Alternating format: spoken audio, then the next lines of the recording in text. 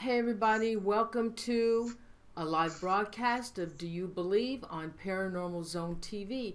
I want to thank you all so much for joining us on this special Friday night. I was so excited to present this show that I've been wanting Dave Spinks to join me on, and because he's got a fabulous story and he has he's done extensive research on the Flatwoods Monster, and I was so happy. So we scheduled this show tonight. And let me tell you a little bit about Dave Spinks. Dave Spinks is a paranormal investigator with the Society of the Supernatural. He has been researching and investigating the paranormal since 1986. Recently, Dave purchased the infamous haunted house known as Willow's Weep. Dave has been on numerous syndicated radio shows including Coast to Coast AM and Darkness Radio. He has been seen on the Discovery Network's Destination America's Terror in the Woods TV show, and now he is featured in the Small Town Monsters movie, The Flatwoods Monster, A Legacy of Fear.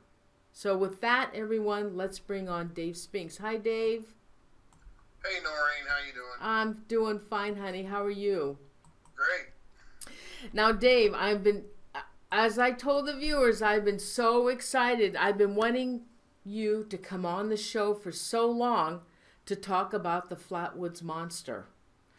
And now you want to tell the viewers though what's happening on tomorrow? Oh yeah, tomorrow night is the premiere of the movie, and it's being premiered in Sutton, West Virginia, which is right down the road, just a couple of miles from the actual incident that the Flatwoods Monster incident happened. It's a new movie by Seth Breedlove and Small Town Monsters. And I was fortunate enough to have Seth ask me to be in it and talk a little bit about a specific incident that occurred during that whole deal. So tomorrow night, 7 p.m., the Elk Theater in Sutton, West Virginia. If you're in the area, come and check it out.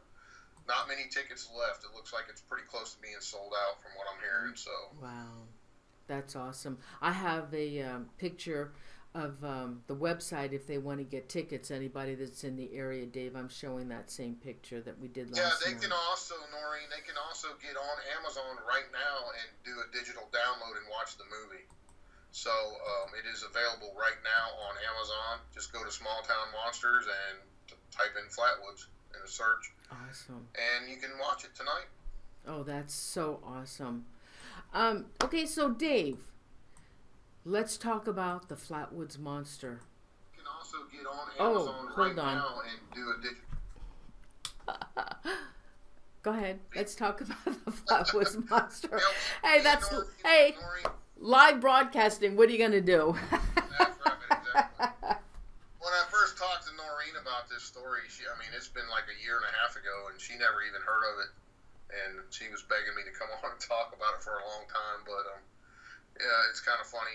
Here we are now talking about it. So yeah, the Flatwoods Monster incident is one of the ones for the history books, folks. It was way back in 1952. Basically, all over the United States, people were seeing strange objects in the sky, and it was a massive, what they call a wave or a flap, of just numerous UFOs, particularly over the East Coast. So much, in fact, that there was UFOs being seen over the White House, and the government was so disturbed by this that they put all fighter pilots in the United States on 24-hour alert, and they were ordered to chase these objects and shoot them down if possible. Now, during this time, there were several pilots lost, and still today, there's no official explanation as to what happened to these pilots. In particular, the night of September 12, 1952, there was a group of kids playing football in Flatwoods, West Virginia. There was 14 in total, and it was just before dark, and one of the littler kids looked up and said, "What is that?" And, you know, they were like, oh, some were saying, well, maybe it's a meteor. Some were saying, oh, maybe it's a flying saucer, you know. So, and they saw this object come in, it was not like a typical meteor like you would see, you know, that just streaks across the sky really fast and disappears or burns up. This thing was pretty large in size, and it was low to the ground. It was glowing an orange, reddish color and kind of pulsating. And it was also reported by another guy, a farmer, who had witnessed the object at the same time the kids were seeing this object as being the same color and making maneuvers like it was turning and, you know, actually something was maneuvering this thing. It wasn't just like a normal meteor sighting that shoots across the sky and disappears.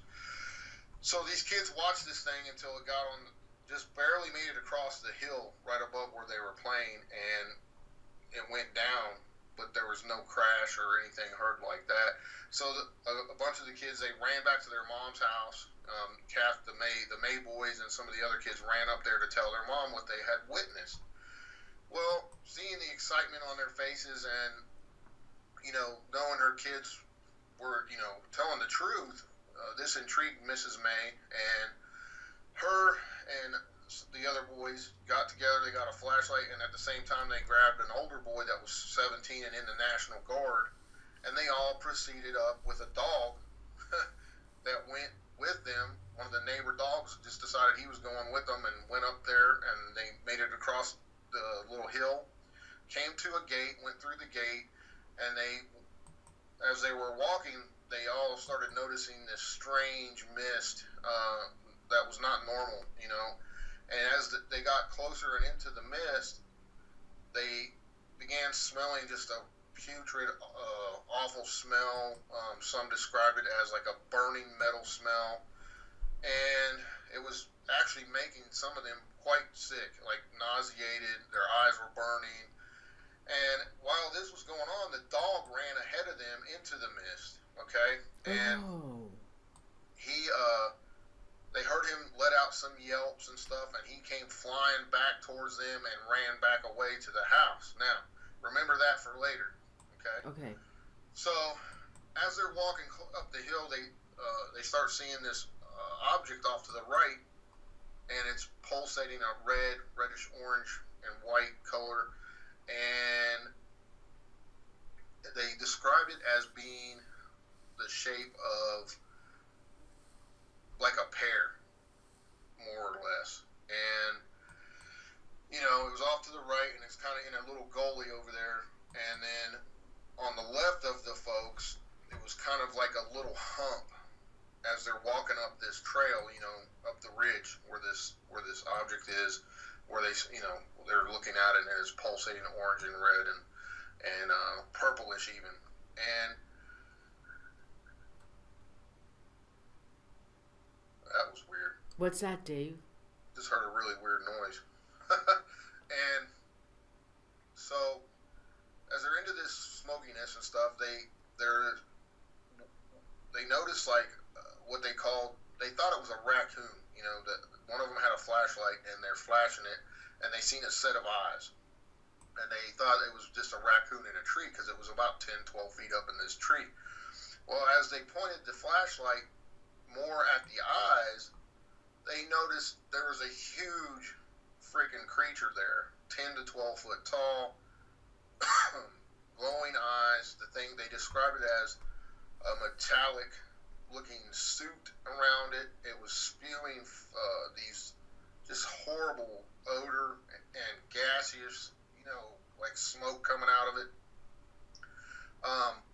And they were so close to it, like within feet of this thing, by the time they saw it, right? And Mrs. May actually got this oily substance on her dress, you know, and of course they were so scared out of their wits that by the time they realized what they were looking at, they were already turning to run, and they ran back to the gate. They described in interviews later that, you know, this gate was, Ivan T. Sanderson described this gate as, when he went to investigate it, he was 6 foot tall, and the top of the gate came up to his neck, so it was like 5 feet tall. You know, it was a really tall gate. And they said that Mrs. May leapt over that gate in one jump. Wow. That's how scared they were. So they get back to the house. Also, I think it's important to tell that the dog, they found the dog on a porch later. He had thrown up all over the place, and he later died. Oh, no. And so the group got back to the May house. They were calling around trying to call law enforcement and stuff. Law enforcement was on another call at this time. And the law enforcement guys actually called the local paper guy, the guy that owned the local paper, and asked him to go check it out. Well, in the meantime, the kids and the Mays were, Mrs. May were all, of course, just distraught, at what they had just witnessed. And a couple of the boys were violently ill, throwing up. Mrs. May's eyes, the reporter, the guy that owned the paper, reported when he got there, her eyes were very, red, like she had been crying really hard, but it was from whatever that toxic fumes were, And the one boy was really affected by it. He actually passed out, and they had to call a doctor, and he was monitored all night, and he was violently ill, and so were a couple more. So anyway, during all this that was going on, another group of the men got together. They grabbed shotguns and flashlights, and they all went up there, and this was about a half an hour later. They went up to where they told them they had the sighting. They searched the whole area, and they came back fairly quick, quicker than you would think if they're looking for something of this nature.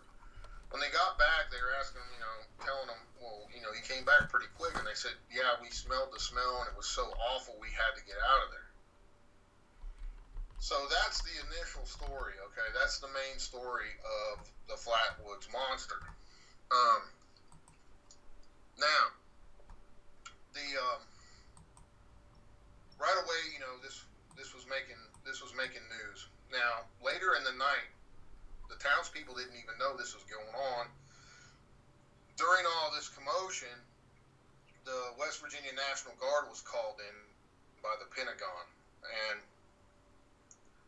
the National Guard was ordered to go up there, okay, covertly, which military terms means in secret, not make a big scene. And the commander, he organizes men into two groups. One group was separated and put down on the Elk River area, and him and his group of men went up and entered the Fisher farm where this object was and where this creature was sighted. They came in through the back way on some kind of old logging road or whatnot, and this was all done in secret, so the townspeople really didn't even know that the National Guard was in there. And I find it quite interesting because if the Pentagon called the commander of the Special Forces unit in West Virginia, that means they were tracking the objects already on radar, and they knew that this thing had gone down in the Flatwoods area, and they were, that's why they called this team, this special unit in. So there was over 100 National Guard Special Forces people in there overnight. They were ordered to collect samples of anything and anything they could and send it back to the Pentagon post haste. So the commander did his job. They found some kind of oily substance on the ground. He, talked about in an interview. He said that he did his job. He sent the samples in. The men stayed out there all night, him and his men, looking for any trace of any kind of downed aircraft, any kind of, anything else they could find, and they found nothing other than a depression in the ground and this oily substance. And they were out of there the next day. So, right after that, within a day or two famous authors and writers, Ivan T. Sanderson and Gray Barker. Gray Barker's from the area. Ivan T. Sanderson was a very known writer back in those days, wrote for all kinds of magazines and stuff. They came in there to interview the witnesses and see if there was, he was asked to do this for a certain magazine. So, and he came in, he assembled some people that he knew, a photographer from Monsanto and some other folks, and him and Gray Barker kind of crossed paths during their investigations, and they kind of worked together off and on during the next week or so, during this whole deal. And during their interviews, when they interviewed all the kids, they did it a very smart way. They interviewed all the kids individually for, at one point, and then they mixed them up in different groups of 2 and 3 and reversed it and did a whole, this went on for 3 days. They interviewed these kids. And this is what I find, being ex-law enforcement and stuff, in an interview Mr. Sanderson did, he talked about how the kids never wavered from their story the whole time. And, when you were being interviewed by an investigative reporter, it's almost like being interviewed by the police. He's going to ask you the same questions over and over in different ways to try to trip you up to see if you're lying. Mm-hmm. And I thought it was very interesting how he reported how none of the kids wavered on any of their stories, none of the people, none of the witnesses. They all told the same story every time, individually.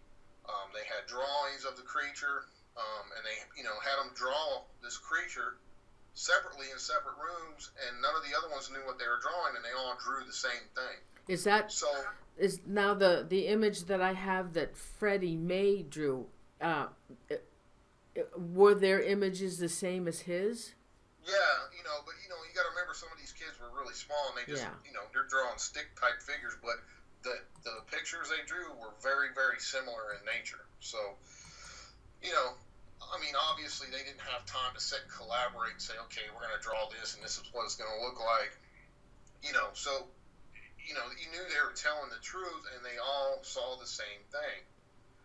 And when they were being interviewed in that aspect, and they drew the same type of things the best they could, and described everything the same, even when they were in different rooms and being interviewed differently and separately, it's very compelling. Okay, it's very compelling. So during their investigations, Mr. Sanderson and Gray Barker interviewed all kinds of town people also. And through their investigations, not only did they find out there was more than one UFO, losing my voice. Through their investigative reporting and stuff, they interviewed a bunch of people. And come to find out, there was actually 6 objects sighted that night. They all came from northeast, traveling to like a southeastern direction. Number 1, they found out number 1 escaped. Number 2 is the one that was landed at Flatwoods. And let's see here. Number 3 crashed on a mountaintop. Number 4 crashed. Number 5 blew up in the sky. And number 6 got away and was seen as far away as Alabama. Because they did a lot of backtracking with radar reports and whatnot, and interviewing eyewitnesses during this whole thing. So this goes back to prove and show some proof that the military was tracking multiple objects that night, okay? Now, whether some of these pilots actually shot these UFOs and, damaged them to the point that some of them crashed or got blown up in the sky, we don't know. We'll never know, really. Dave, can I ask you a question, honey? Yeah. With the other sightings of those UFOs, was the description of these UFOs the same, or were they all different? No, they were all very similar in nature. And on one of the farms that one of these objects crashed, they went up, Sanderson and Barker and the other fellers that they took with them, they found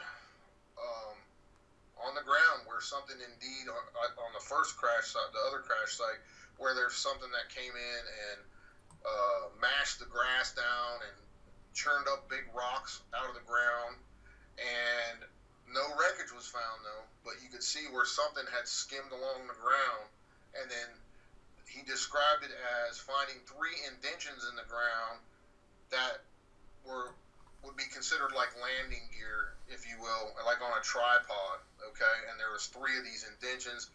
They measured everything, It was like 15 feet across in an oval shape. And then they went to another site where another one had supposedly crashed and found this very similar thing. Only this time they found these weird, like, plastic type things that were all over the ground, littered all over the ground. They had them analyzed. They were trying to soften them up. They were really hard. And then he said one of the guys suggested, we'll try to, soak them in water and see what happens. They took this plastic, soaked it in water, and it stretched out to be about 9 inches long. From its solid piece was only as long as he described as his pinky finger.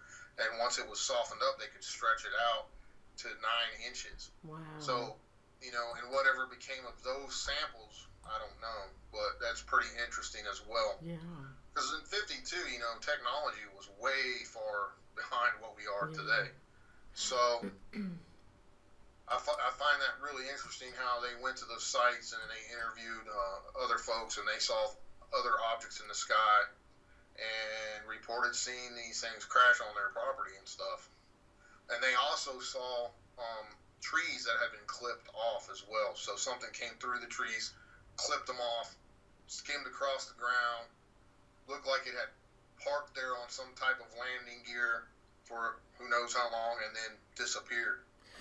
Dave, when the boys and the mother saw this this creature, and it was through a fog, did it have red eyes, or was it green, or what was the... They described the eyes were reported as different colors, reddish and green and blue and yellow. So, but they all gave the similar description as they looked like portholes, like it was some kind of space or some kind of helmet, that something could have been inside this suit, if you will, and it had like where the eyes would be on the suit was like portholes where, like maybe like the old time diving suits or something to that effect.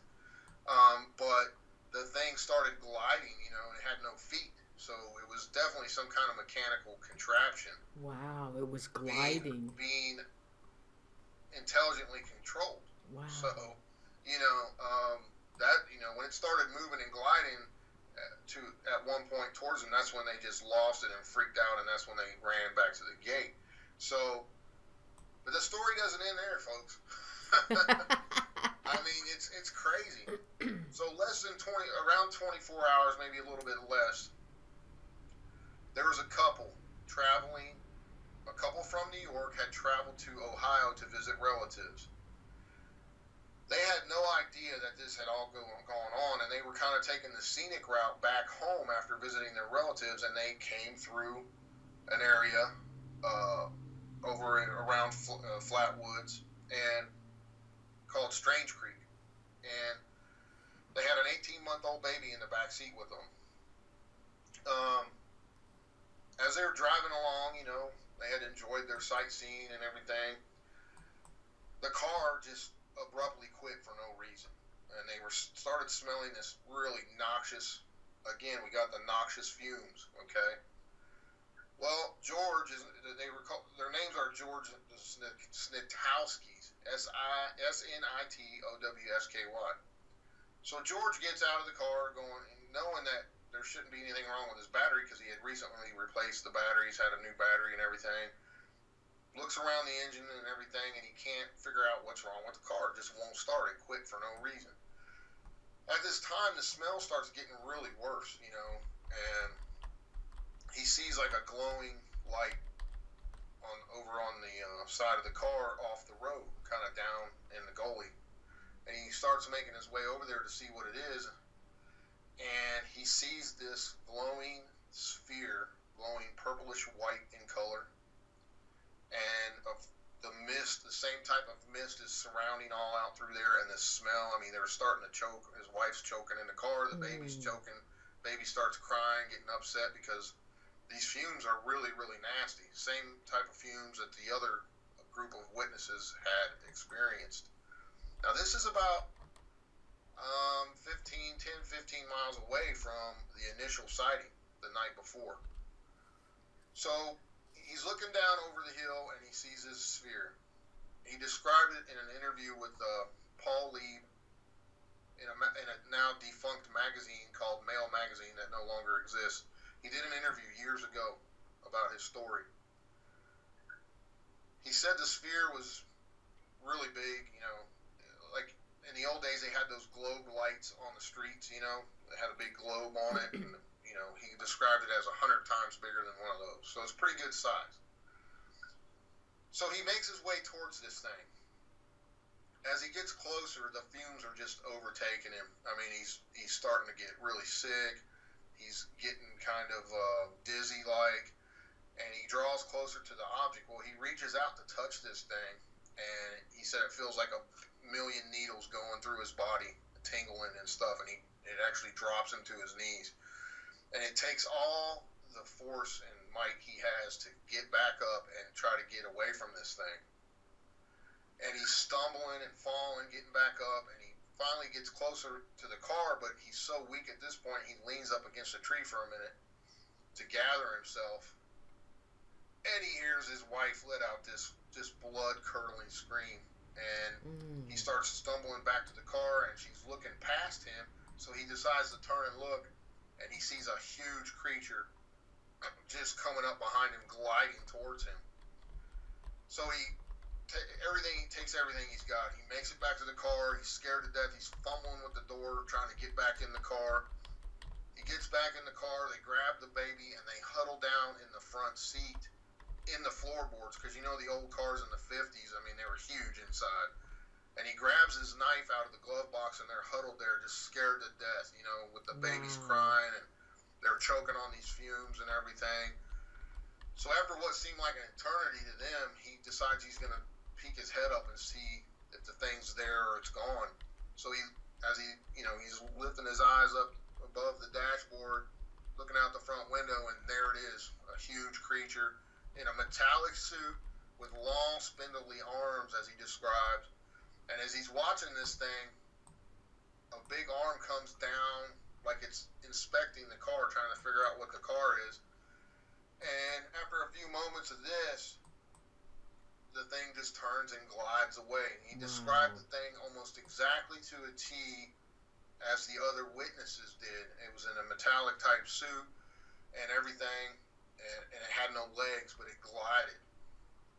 So the thing leaves, and they get back up and they're looking around, and then they see that sphere start ascending up, and they're watching it, just bewildered at what they're seeing, and the sphere gets up to what he described as like 2,000 feet, and it starts swaying like in a pendulum motion like this, and it starts going faster and faster, and then it shoots off in a blink of an eye, as he described it, and disappears, leaving a weird trail behind it. So within a few moments, he tries starting the car again, and it starts right up, and they get out of there. They stop at a diner, trying to collect themselves, stay at the diner for a little bit, and they decide, after that experience, they have to get a hotel and rest, because they're just so scared to death they can't continue driving on. And one story I read that when they got up the next day and looked at the car when they were getting gas, it had like these strange singe marks on the hood of the car and stuff where that thing had touched it. So, to my knowledge, George only talked about that story in one interview. Many other people tried to interview him, and he would say, I told that story once, I'm not talking about it again. Wow. So, obviously it affected him severely. So that was another encounter. Now, 3 days later, up around Wheeling, West Virginia, there was a sighting, and there was reports of a strange, what the folks that witnessed this thing looked like a severely burned body of a woman. And other folks had reported seeing objects in the sky, and there was another report that a police officer had a strange burn on his arm, and they called this thing Bashful Billy for whatever reason, but many folks had reported seeing the same creature up in that northern part of West Virginia 3 days later as well. There was also a cover-up within hours there was supposedly government officials in there telling people it was not what they thought it was and all kinds of stuff. Now, the same thing happened at Flatwoods as well. You know, there was people in there saying, oh, you know, it was this or it was that. It wasn't a UFO and stuff like that. So now, back in those days, like I said, technology was not what it is today. And, you know, there was stuff in development, but I highly doubt that we had anything that could do what those UFOs were doing at that time that people saw. So, pretty crazy stuff. Wow. Is that the end of the story? That's the main parts, you know. I mean, now, those are the three main parts of that story. You know, now there's so many other things that went on. You know, the government cover-ups of everything. It's in, you know, there's a whole part in Project Blue Book on this Flatwoods incident and whatnot, and a lot of the, you know, the details are blacked out. Of course, is what you do when you get this Freedom of Information Act on these reports, you know. But it's telltale when the government comes into an area like that, you know, and takes control, and then everything's covered up. The Captain Levitt, you know, who was the West Virginia National Guard commander of the Special Forces unit, he did an interview years later, and they asked him, you know, did you ever hear any results back? And he said, nope, never heard a thing back. And he, in that interview, he definitely said that there's something being covered up here. Now, when you have an ex-colonel of the military saying that, you better take that to heart, because it's pretty compelling for them to come out and say something like that. You know what I mean? So, hey, Dave. This case made worldwide news. It was all over the world for many years. You know, and there's a really good. If you want to hear Ivan T. Sanderson's, they interviewed him like 16 years later on this, and on a radio show. You can find it on YouTube. Yeah. Just like type in Ivan T. Sanderson's interview, Right. Flatwoods Monster or whatever, and it'll come up. And he, you know, he was of the mindset too that, you know, it was real, it happened, and so was Gray Barker. These guys went on to write numerous books and occurrences about UFOs and strange creatures and cryptids and the whole nine yards. And you know, it's still a cover up today. And the only reason why this case is not more well known, like I said in the preview we did the other night, is because the Mothman thing happened. Yeah. And it was even bigger because there was even more people involved. Actually, 60 people died on a bridge collapse after these sightings. So, so you can imagine, you know, how big that became, and it's still big today. And this, you know, and this movie that Seth did, other people have done little movies and stuff as well, but, you know, this one's really well done. It's done in the 50s style movie making, which is really cool. It gives you that whole vibe. And, you know, he's really, you know, brought this back to life, to say, so to speak. And I have, my connection to it is my grandma and grandpa on my mom's side, they lived right there on the Braxton County line, and I was born in Braxton County. You know, my birth certificate, I was born in Sutton, where the movie's going to be showing tomorrow. And I grew up hearing stories from my cousins and everybody else how scared they were, because a lot of them went to that same high school and that school right there. And, you know, they were scared years later of the Flatwoods Monster getting them. They didn't want to walk home from school.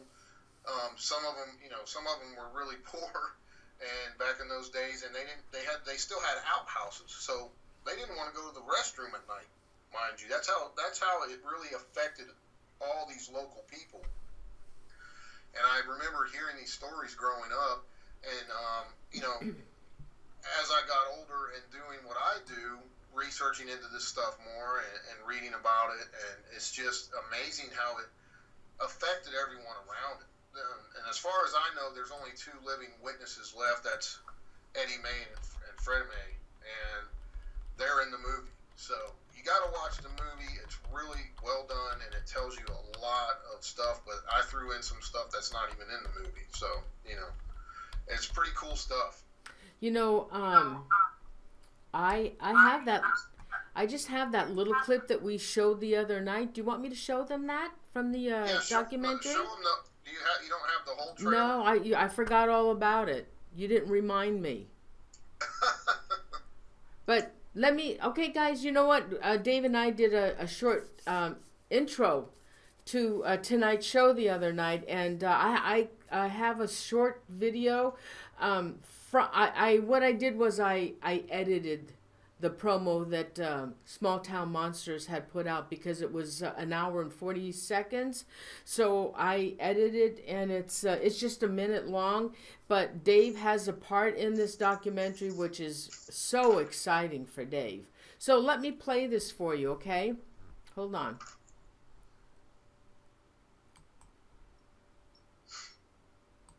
Airline pilots with thousands of hours' experience have reported saucers coming within a few hundred feet of their planes, matching speed briefly. My grandmother always said that, we're up on a ridgetop and they can watch us easier than they can anywhere else. And they know that people up here are not going to talk. This whole area has had many reports of UFOs, even dating back to the 1800s. We have the opportunity to see strange things that may take place in the sky that others might not see. My family grew up in this general area. They were so terrified of the Flatwoods Monster that they were afraid to walk home from the school bus.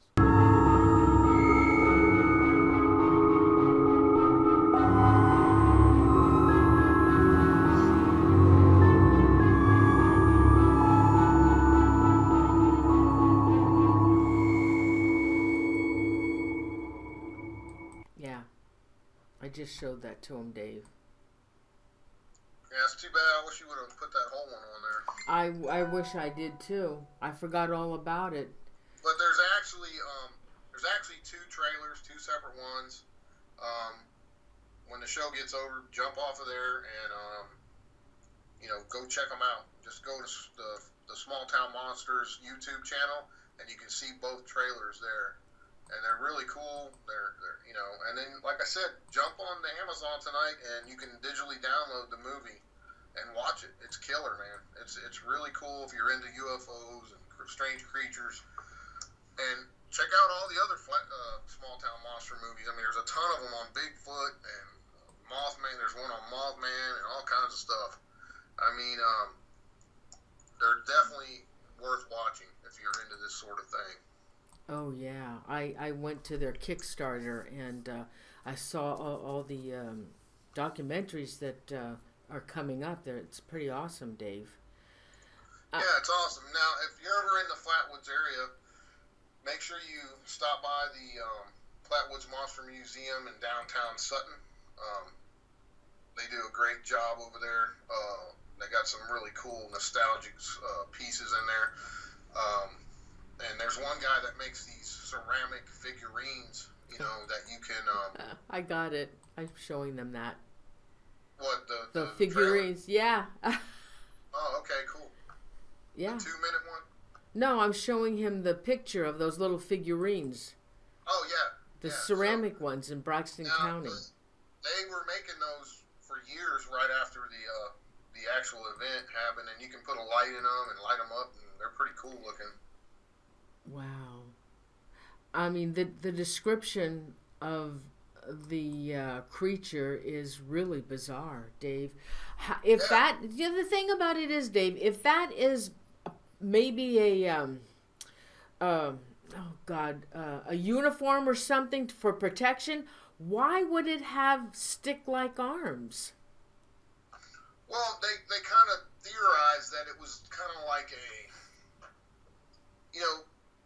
an astronaut's or some kind of spacesuit that some kind of creature was inside, and maybe it had like robotic arms attached to it. Who knows? I mean, because some of the old style diving suits and stuff, they had like levers and stuff inside of them where you could turn lights on and do all kinds of different stuff with it. So, who knows? It's all theory. But they, all the descriptions are the same. It was mechanical in nature. Whether there was some kind of biological entity inside the thing, no one knows. You know what I mean?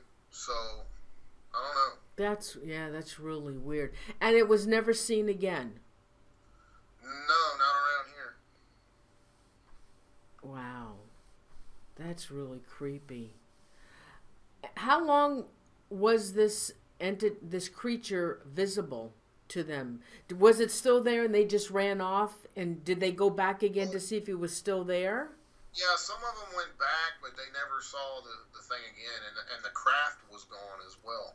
So, they don't know how long it was there. It could maybe it was hiding somewhere else. They don't know, but but the whole thing is just crazy. I mean, that many people seeing the same type of objects, that many people witnessing this monster together, as they call it.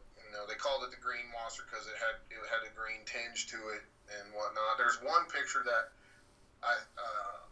that was drawn that depicted the thing almost like a lizard with scales on it and whatnot too. Dave, the Stokowski sighting. Is that the brown picture that you sent me? Here, let me show. Yeah, it was a really old drawing. So. But it looks like a human on the top, and then the bottom it looks like a can or something. Yeah, that's the metallic. Oh, that's a drawing of the monster, of the creature. Yeah. But it doesn't go along with the other. No, that's what I'm saying. It's a little bit different. So, but it had the same apparatus on the bottom as the other one. Yeah. And it was like a hovercraft type of deal that there was no legs or anything seen. The thing kind of glided around. Oh my gosh. Wow. And then, of course, the one the Snatowskis talked about had those spindly long arms with only a couple of fingers on it. Finger-looking appendages. And now let me and this other one, and then there's this other one that's on the internet. It's a black drawing, and that too must be the same figure, very similar to the one that the documentary is using. Yeah, well, in the documentary it was really cool too because they actually created a life-size monster. They did? Oh my God. Yeah, it's awesome. Oh my gosh. And you're going to be there tomorrow. So, how many tickets did they sell? That theater must be pretty big. I don't know, to be honest with you. I mean, it's old style theater, so it's pretty good size. Wow. How exciting. How exciting for you to be there and everybody watching that documentary. That's exciting. It's awesome. It's part of West Virginia history, and I'm a big, of course, being a native West Virginian, and especially a native of that area, it's good to keep that kind of thing alive. It's West Virginia folklore at its finest, and, in my personal opinion, I don't, the way I know West Virginians to be, they're not going to make up a story like that, especially that many of them. They definitely saw what they thought they saw. They are not going to lie or beat around the bush. They're God-fearing people, and 9 times out of 10, they wouldn't even talk about it.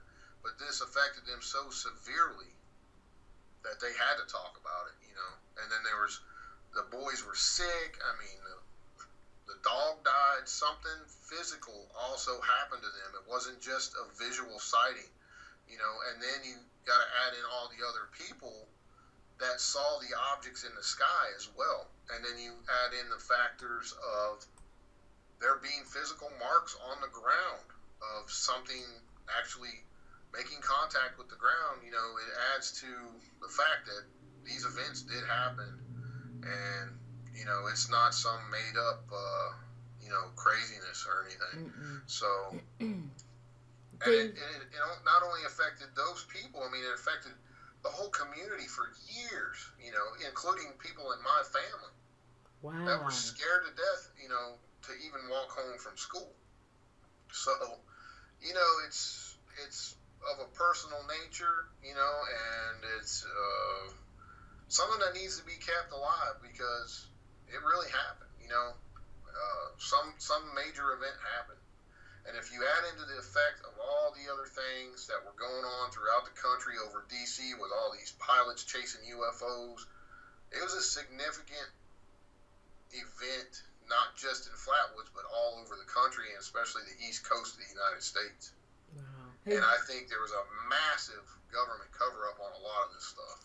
and in Braxton County, why would they cover it up in Braxton County? And to this day, they celebrate it. Oh yeah, I mean, no, they did. I mean, that's what you got to remember. We're in the middle of the Cold War. There, it was us against the Soviets, and the government's whole theory behind that kind of stuff is, number one, we could never admit there may be something more technologically advanced than us, because that would send people into a just outright panic mode. Okay, number one. Number two, they might have been wondering if the Russians were doing something, and we couldn't have that mass panic going on that the Russians were invading the U.S. There's so many different factors involved in all that type of stuff. It would cause mass panic and everything else. So they would send in agents to cover that stuff up to keep the masses calm, and if it was UFOs, that would be that's a whole nother ballgame when you talk about cover-ups, because there's all kinds of different ways that could go too. If people's religious beliefs are totally blown away because they know now that there's intelligent beings out there, it could send the whole world into mass chaos as well. And that's just one aspect of it, so that's one of the reasons they do what they do. Not to mention, of course, they want to obtain technology, and I always talk about this too. After the Roswell incident, our technology went, in a matter of a few years, advanced 100 years basically overnight. And you got to take a hard look at that kind of stuff, because we all of a sudden we had fiber optics, we had freaking night vision and all this other stuff that were supposedly obtained from the crash at Roswell. That's what the rumor mill says. Who knows, but there was a massive cover-up during that, and that was 47. And then you had all these, in 52, the whole year of 52, there was hundreds and hundreds of sightings of these objects flying over the Capitol and everywhere else in the United States. Why more so in 52 than before? And even now? There's no reasoning behind it. It's just what they call a flap or a wave, I mean, when there's a whole mass group of sightings like that. Dave, you have there's a question for you. Beat 3 oh God, I just lost it. Airspace wants to know. Oh God, guys, Royce, by the way, is having internet issues, and that's why he's not here. He was in, and then he had, I don't know, there's something going on with the computer, the internet. Beat 3 Airspace wants to know, please ask Dave, how can you get a DVD of the documentary? And then they're asking how they can watch the DVD.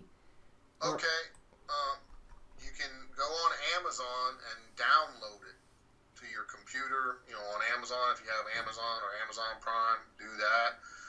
Or you can get a DVD from Small Town Monsters, or you can get a DVD from me starting Monday, and I'll sign it for you. If you want one of those from me, I can get you one.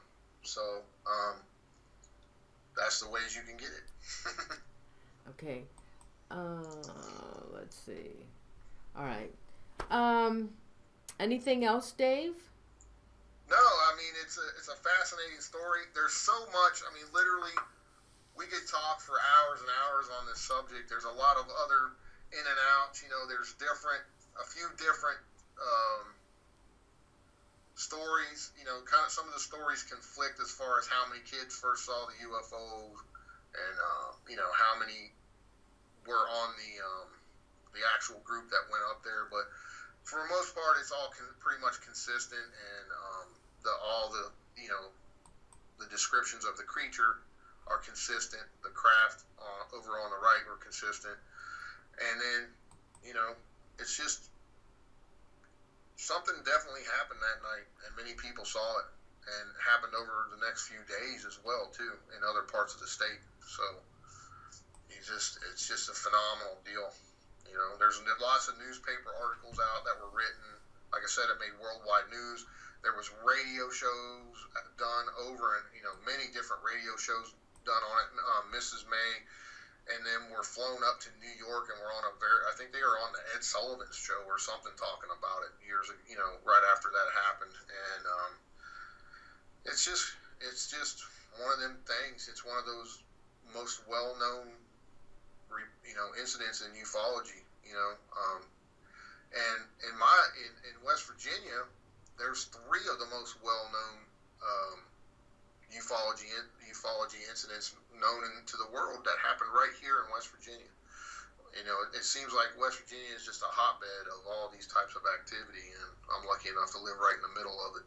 Oh, God, Dave. Yes. Hey, we have some more questions. Okay. Let's see. Somebody wanted to know how much it was. Without Royce, guys, sorry, it's really hard. How much what was? Okay. How much is the problematic bitch wants to know how much is the price on Amazon, if anybody knew. I'm not sure. It's either I think it's $6.99 or $8.99. Okay, Shelty Shangri-La wants to know. Oh, I guess it's Andrew had a question. Andrew Cox. Hi, Andrew. Andrew said he used to get his dog food over in that area. Okay, Noreen, what are some of? Oh my God, what are some of the theories that have been proposed on what the creature is? Well, an alien. I mean, Yeah. An EBE. So, I mean, but nobody knows because nobody really got a first-hand look at this creature, other than the suit it was wearing. So, you got to take into effect, okay, there was UFO sighted in the sky, and then all of a sudden there's a creature that's spotted by numerous people, mere yards away from this craft that's landed there, So, you got to kind of use your head on that one, but nobody knows for sure. Nobody knows for sure. Dave, I know we didn't hear it, but the War of the Worlds, where Orson Welles scared the hell out of the world. Yeah. That was in the 50s too, wasn't it? Yeah. Yeah, I mean that's what I was trying to tell you. Like, look at the mass panic that they caused by doing that show, and that was just a show. I mean, people were freaking out, man, when he did that show on the radio. Oh my God, he got in a lot of trouble for that. They were just going batshit crazy. I mean, they thought it was real, and they were freaking out, man. Yep. So that's just one example of what can happen in mass hysteria and whatnot. So hold on for a second, Shelty Shangri-La. I think you're sending me messages on my other Facebook page. I have 2 of them, and I just searched for you on the one I use all the time, and I can't find you. I don't think we're friends on the one I use all the time. So I don't go into that other page, so I can't pick up your messages. Do you guys have questions? Type them in caps for me, because without Royce, it's really hard to see all your messages. And I want to thank you, oh my God, Kathy Gill and Shelty Shangri-La again for your the money that you sent me. That was really awesome. Thank you, guys. That was really, really awesome. I don't know what to say. I mean, thank you. Did you guys have any other questions? I was going to tell you some other interesting facts too. There was actually toys made of this creature. There was a video game put out, and then I think it was in Mario, and it was in Mario or Zelda, I can't remember, but that the boss creature in the video game in one of the levels was the Flatwoods Monster. That's how worldwide this thing was known. Oh, you know? it was? I mean, even in Japan, you can still buy toy creatures of this thing, and you know, it's a worldwide phenomenon. You know, it's pretty insane. Oh, see, Shelty was sending. Yeah, honey, we're not friends. We're not friends on, and I can't even find you. I can't get the messages, honey. I'm sorry. You have to go to Noreen St. Pierre Balovich on Facebook. Well, does she have a question or something? Yeah, there's questions, but I can't get to them. Here, let me jump on. Okay, on can you get on? Let me jump on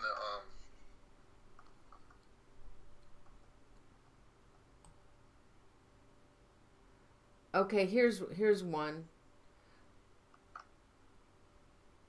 Has from problematic bitch. Has anyone tried to explain the creature as a natural phenomena? Yeah, there was one guy that had said, well, they probably saw a big owl. I'm sorry, but there's no owl known to man that's 10 or 12 feet tall.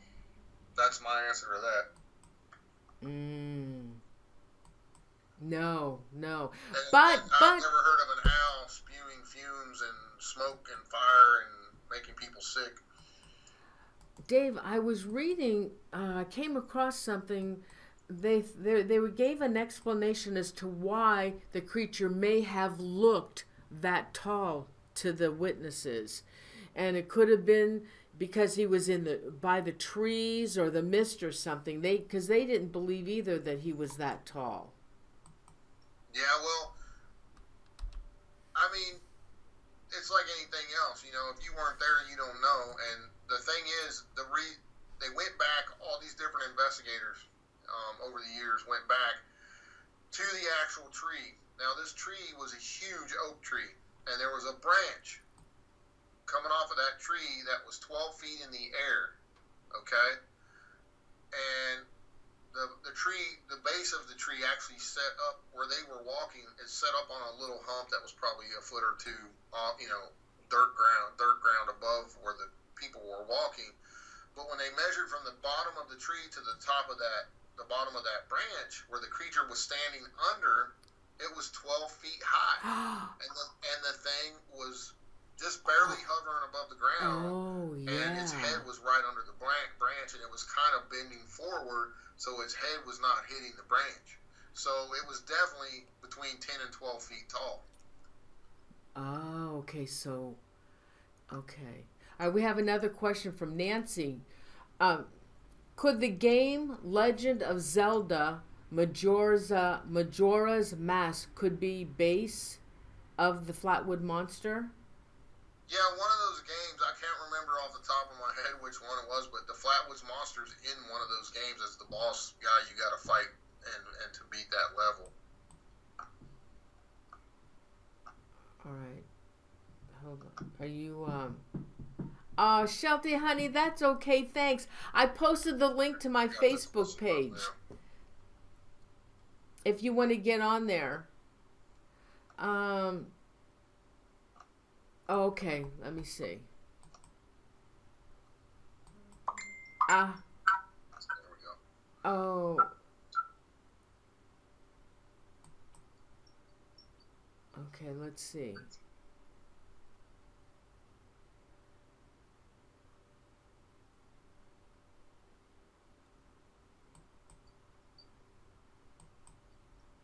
Shelty, honey, I just got a friend request. I'm hoping that's you.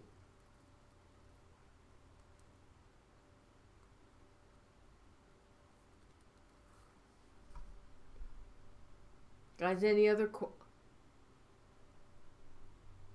Oh, on there? Oh, God. Okay, hold on. Let me go over there. God, they sent it to my fan page. Why don't they just do it on the YouTube thing? Oh, because there must be a lot of questions. All right, hold on. Let me see if I can find them. Yeah, Andrew says it was in Mario. Yeah, it's in one of those. No, I mean it looks just like the drawing, you know, in the game, from what I remember.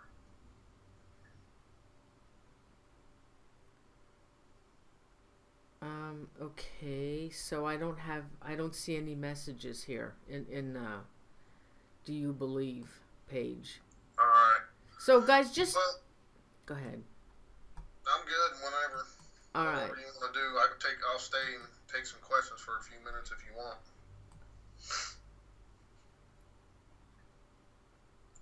But yeah, guys, get on there and check out the interview with Ivan T. Sanderson. It's really cool to listen to that. You know, it was 16 years after the incident when he was there investigating on the ground with Gray Barker and several other individuals.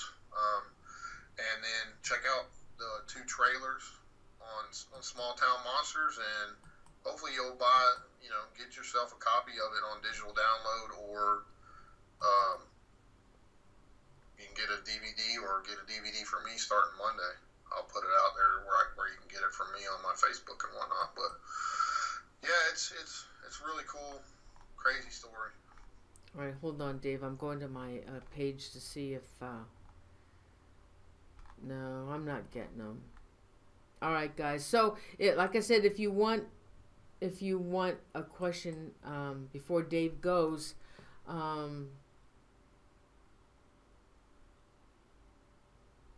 okay. Oh, so Andrew Cock wants to know: is there any visits till this day, or was that just it in 1952? Well, there hasn't been any reports of the creature, okay, but there is literally thousands of UFO sightings reported in West Virginia. I mean, you can look them up. They're being reported on a daily basis here. I've had several of my own sightings of strange things in the sky over the years here too. You'll be hearing more about that soon enough coming from me. It's just a hotbed, you know. It's one of those places, and we've got a ton of supernatural phenomena, all kinds in this state, whether it be UFOs and strange creatures and hauntings. So, you know, it's right up my alley, and I've been researching this stuff in the state for years here. So, a lot of crazy stuff here, guys. It's Appalachia in general. You know, these mountains here in Appalachia, the Appalachian chain, are some of the oldest mountains in the world. Okay. And then you have all these folks come over here that, you know, immigrated here from Ireland, Scotland, and England and Germany and everything, and bringing their folk tales and their mysteries and everything else with them, and their belief systems, and it's just a hodgepodge of everything. So. Okay. You want to go for tonight? Are you done? Oh, hey, they want to know what's up with, I guess, Willow's Weep. Lots coming out on that in the future. That's all I'm going to say about that. You can watch, if you want to watch some video of it, check out Willow's Weep YouTube channel and my channel. You'll see other groups that have investigated there, what they've got, and you'll on the Willow's Weep channel, and you'll see, if you go there on my channel, Real Supernatural. There's nothing on the Society of Supernatural channel on Willow's Weep yet, but on Real Supernatural, my personal YouTube channel, you'll see where me and Sean Austin went there for a whole week last Halloween and got some crazy stuff, and then you'll see a couple more videos I have on there of prior investigations I've done there. Okay, Dave, do you have the chat open? Yeah. Do you want to give shout outs since you're here? Yeah, I'll do some shout outs for you. Go ahead. Okay, Chipper, Quiet Storm, Anita, Ackerman, Shelty, Shangri-La, X Group, Home Kid, Kathy Salento, B3 Airspace, Zippy Davis. I've seen Andrew Cox in there earlier. Yeah, Andrew's here. Anita Ackerman, Quiet 3 Storm, Kishab, J.I. X Group, Home Kid, B3 Airspace, Zippy, Chippeteria, Oh yeah, Kajav, Jai, Nancy, Shelty. Who else? We had a nice crowd, Dave. There was a nice crowd. Susie Farrell, Pamela Rainey, Carl White. There you are, Carl White, my buddy from the UK. He's always here. Except I didn't see you last week, Carl. Nice to see you here. Nebit Seta, Lily Tubi. Problematic bitch. Yeah. That's a new one. Callus Spears, Bethany Warner. Yes, Nancy, we did a shout out. Don Peyote, Shelley Phillips, Lisa Johnston, Paraprincess Patricia, Mark Brichette. Hi, Mark. Been a while. Kathy Gill. Again, thank you. Oh, Michael Kingsbury. Melch 22. Maria Duff. Yeah, hey. Andrew. A lot of people, I just love sharing the stories that I know about and what I've read, and it's just fun to me. It's a hobby gone crazy, and I love doing what I do, folks. I mean, with me, what you see is what you get. There's no Hollywood BS with me. I mean, it is what it is. Elaine Michaels, Super Onion Master, Janet Wolf. Anybody else before I close this chat over here?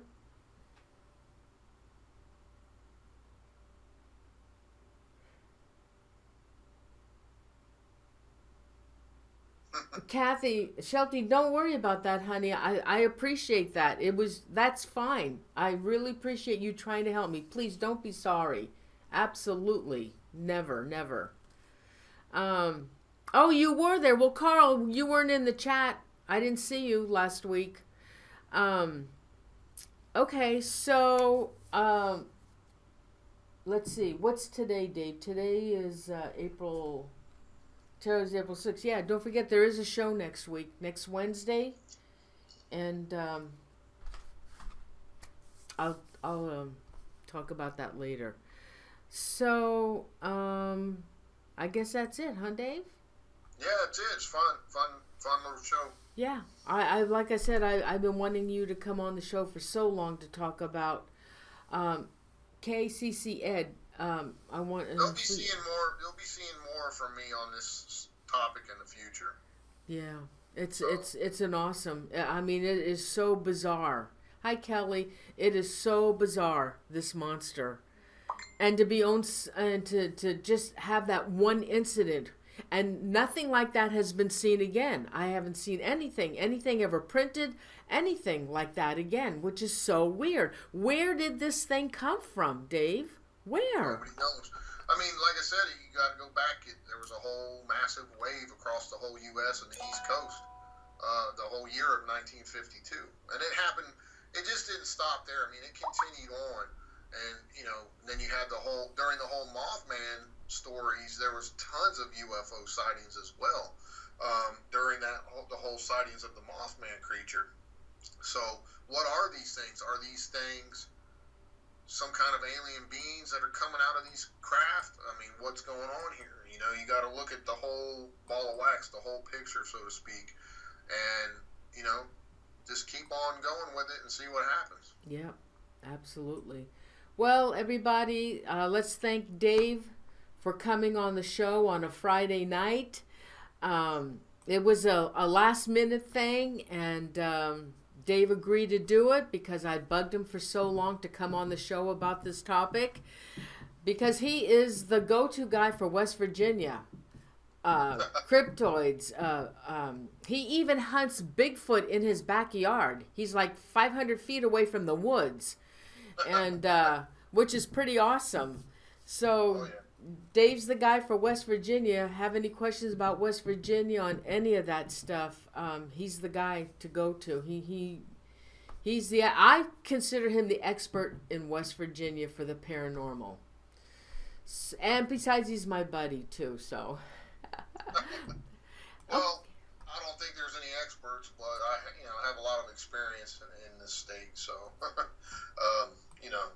if you want to call it what you want. But any stories anyone wants to share about West Virginia experiences they had, or anywhere else, just email me or message me. Yeah. And don't forget, you can go through Dave to get those DVDs. He'll have the DVDs when next week, Dave? Monday. I'll put them up for sale. Yeah. And that would be the easiest. Go through Dave. If you want one from me signed, I'll sign it for everybody that buys one from me. If you want one of those, if not, you can also get them from Small Town Monsters, from their website and whatnot. And you can get all their other movies there too, and on Amazon. So if you don't care about having one in your hand, you can digital download it off of Amazon. So a lot of people do that too. If they want to buy one from you, where do they go, Dave? To your Facebook? I'll put it out on my Facebook one day. Probably be off my eBay account. I'll put links up to it and stuff. Okay. All right. Okay, yeah. Okay, Dave. Hey, good night. Say good night to everybody. Good night, everyone. Good night, everybody. Thanks so much. Nice seeing you guys again. I love doing Noreen's show. Oh, Dave, I love having you. There's more to come, too. Oh, so, yeah. Dave, have a great weekend. Everybody have a great weekend, and thanks so much. Good night, everyone.